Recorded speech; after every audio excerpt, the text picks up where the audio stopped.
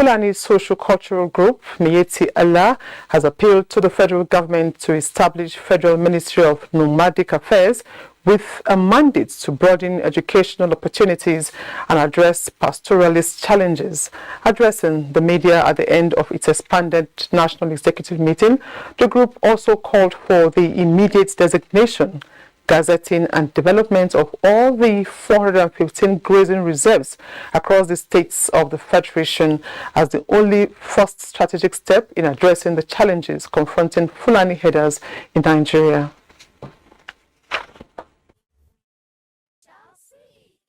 The meeting charged the Political Awareness Committee Directorate to embark on massive enlightenment campaign and voter education among the pastoralists to massively participate in the forthcoming 2023 general elections.